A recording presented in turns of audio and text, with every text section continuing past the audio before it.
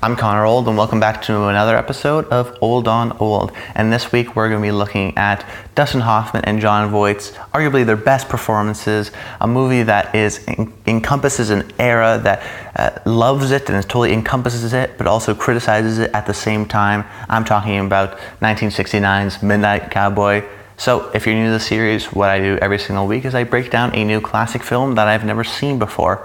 I've seen the classics like Casablanca and Citizen Kane, but there are a lot of classic movies I haven't seen. So I decided to watch these classic movies for the first time and then give my opinion on them to see how it looks from a 2018 viewpoint. I also talk about the historical context of the movie and sort of realize why I'm picking this movie and talk about why this is sustained and why this is still a classic movie.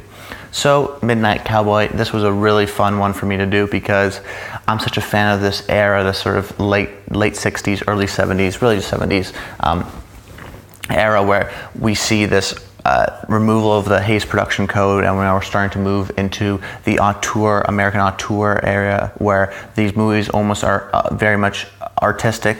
These directors are seen as artists, and the movies are seen as art, and then the audiences showed up to them because they were these big Hollywood movies. So I'm always obsessed with this time period, and Midnight Cowboy, like Easy Rider, sort of the beginning, sort of the genesis of this movement, this very unique movement. It's most notably known for being the first X-rated movie to win Best Picture. Now, X rating doesn't exist anymore. It'd be sort of seen as an NC-17 rating, which nowadays, if you have an NC-17 movie, the movie is dead on arrival. It's not making any money. But back then, people showed up to this movie. People, really enjoy this movie and sort of has gained that sort of appreciation because it's still around today. So I think a lot of reasons why it sort of stayed around today, it has to do with the historical context, of course, being the first X-rated movie to win Best Picture, but also because of the era. What I love about the 70s sort of era is because when you look at movies from the 30s and 40s, they're filmed on backlots. They're not really ever filmed on location. They feel, in a sense, artificial. But these movies feel super realistic. It has to do with the grittiness. I mean, we see movies like Taxi Driver in 1976, French Connection 1971, of a really dark sort of crime underbelly of New York, because this New York was a very crime-ridden, sort of a gritty place, and you could really feel it by shooting on location, shooting even sometimes, like they'd have the lot shot down. If you don't know, this is where the quote, hey, I'm walking to you, when Dustin Hoffman is slamming on the car, that's from this movie, and that's because, according to Dustin Hoffman, that a taxi cab just came through the film shoot and almost ran into Dustin Hoffman. So it has this sort of guerrilla style, almost filmmaking to it, even though it wasn't that. And then you see this movement where not only are they shooting on location, not only does it feel a lot real and start using different types of actors, we're also seeing things like avant-garde types of filmmaking, inspired something like by the French New Wave, have sort of these. Especially in this film, it's not as much as something like Easy Rider, which is totally a psychedelic experience. I mean, there are psychedelic experiences in this movie. But also, there's sort of these quick flashbacks. It is a linear storytelling, but it has these sort of elements sprinkled out throughout and sort of encompasses that sort of era. But at the same time, it's directed by a British man, who didn't live in New York and sort of is looking at it from an outsider's perspective. And just a really unique sort of conflicting area of that, and sort of just a unique period that this film really encompasses of this time where the studios were trusting these filmmakers and making these big decisions to tell these unique stories. And I think it's just a fascinating time and period. And I think not only because it's the first X-rated movie to win Best Picture, but and you also have these amazing performances. That's sort of a time capsule on these guys, these famous actors, their careers. This is one of the best performances they've ever done, both of them. And then also you have that sort of start of a movement and sort of the genesis of it starts here. You could say 67 Graduate, you could say 69 Easy Rider, which came out the next month, which was really a massive hit. But this was sort of the Academy, at least in a way, saying we're sort of supporting this and we support these kind of experimental movies, not really experimental, but sort of realistic, gritty, artistic movies. And I thought it was very interesting to see from a classic film perspective to go back and see this time and period that was able to start this sort of beginning. You know, we look at something like The Maltese Falcon or screwball comedies like His Girl Friday or It Happened One Night, and they're the genesis and the start of genres, but this was sort of the genesis and the start of a movement. So that's why I started the series, of course, to look at where everything started and why classic movies sort of are classics for a reason. Now, let's start about what I love about this movie, which is, first and foremost, the performances. I think we have these two characters, Ratso Rizzo and Dustin Hoffman, and Joe Buck, Jon Voight. And Jon Voight, he's our main protagonist. You see him coming out right from the top. I think he's in Texas. He's listening to Everybody's Talking, Henry Nelson, which is a great song. He's confident, he's smooth. He's like this sort of innocent, pure thing coming to America, coming to New York for the first time. You know, small town kid in a big city. But then we start to realize that maybe his intentions aren't super pure. He didn't have really a plan. You know, he wants to be a gigolo and sort of just marry rich and doesn't really want to work for his money. And then we sort of have that negative aspect to him. And then eventually we met Ratso Rizzo, who after conning him, takes him in. And they live together and they sort of work together and they try to make money for themselves and sort of live their life.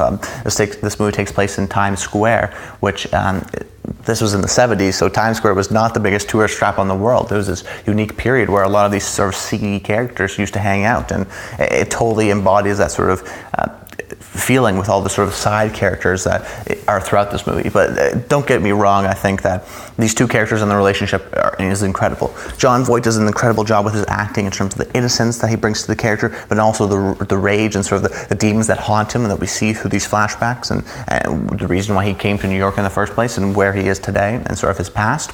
And then you also have Ratso Rizzo, who Dustin Hoffman does this incredible job. I mean, he had his limp and his little tics that he does, and the way he combs his hair, and how like he's just sweaty all the time, and how he's trying to be smooth, and you know, all this stuff. But he's really this poor guy, and you go to his apartment, and production design is incredible. It looks so grimy and very poor, and you have to like crawl through. No, you have to crawl, but you have to get through a gate and go around the house, and you have to go up to the apartment, and it's a really sort of unique place in that sense. And then Dustin Hoffman, to see that he goes from 1967's The Graduate here in just 2 years, completely different characters. He looks like he aged like 20 years. It's an incredible job. I think that's why we sort of see Dustin Hoffman as this incredible actor, because of his range and just his ability to toe that line, because it's a harder character, I think, than Jon Voight's character, despite Jon Voight's character he does an incredible job. I don't want to undermine him, but I think Dustin Hoffman just is maybe a little more of an interesting character because he toes that line of being a caricature and being a character. You know, you call people characters in real life because they're so interesting, they're so unique, but he doesn't sort of go over the top that he's a character, and he doesn't feel out of place, but he feels like a New York native that, despite knowing here and living here, he still hasn't gotten on his feet the same way Jon Voight hasn't gotten on his feet. And to see their relationship bloom and just have this sort of brotherly love where they don't love each other in a romantic way, they love each other in a brotherly way, and they have hard times together, but they also achieve things together. And it's really great to see these guys come together and learn from one another, and as the audience we learn from their experiences, and we learn that they really care for each other, and eventually by the end of the movie we care for them the same way they care for each other.